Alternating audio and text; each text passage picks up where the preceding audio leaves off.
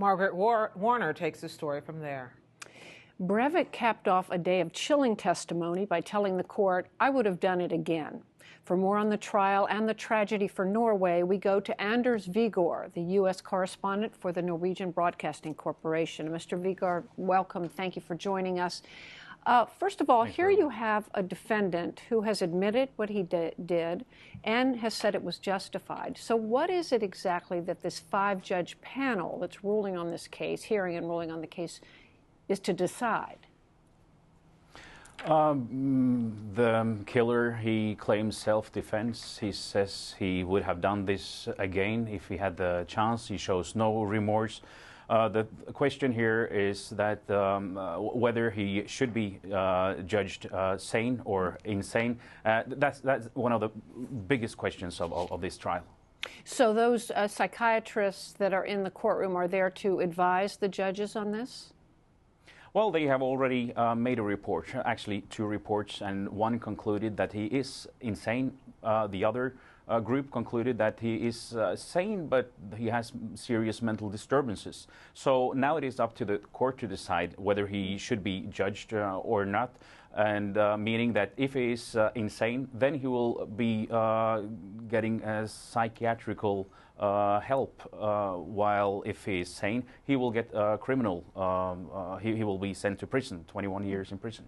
And I understand that could be extended, because 21 years when it's only, what, 31, doesn't seem like very long. No, he will never get out of prison, no matter what.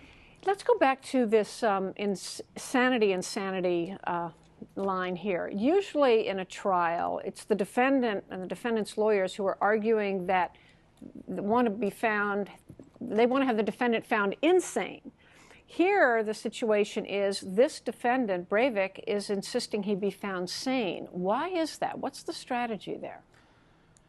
He wants to be taken seriously. He believes in what he is doing. It's not only rhetoric like far-right extreme parties in Europe have. He believes that the fight against Muslims has already started. He wants to be taken seriously. If he is found mentally, if he's found insane, then he will not be. Well, his so-called followers, he says he has followers, they will then not believe him that much. So he wants to be judged for his criminal acts, even though he says he did this in self-defense and that he would do it again. So from talking to your friends and colleagues and reading the media back home, what's been the reaction to the onset of this trial? Norway is now taken back to those horrible hours and days last summer, July 22nd and July 22nd, and it's the national grief and sorrow is back. At the same time, people are listening to what he is saying, like thinking, how is this possible? Can he really mean that? And to some, it is good to hear that he is a complete lunatic.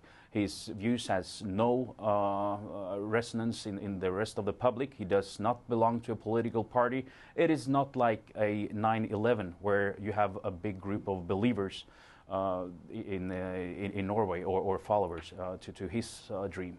But has concern been expressed that this, even though what he says isn't televised, that this trial is giving him a platform to air his views? Yeah, there are no audio or video of his statement, but it will be written out. You can see it on the internet. And also this trial is broadcasted all over Norway to local courthouses, so that the relatives and the families of the victims can see and hear him if they want to.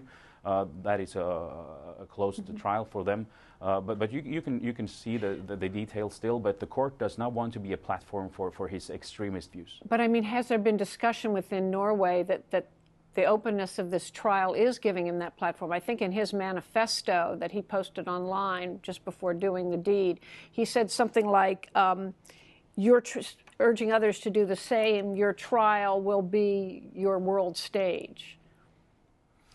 There has been a lot of discussion how to cover this, and my company in the Norwegian Public Broadcasting has decided to opt to mute some of the audio.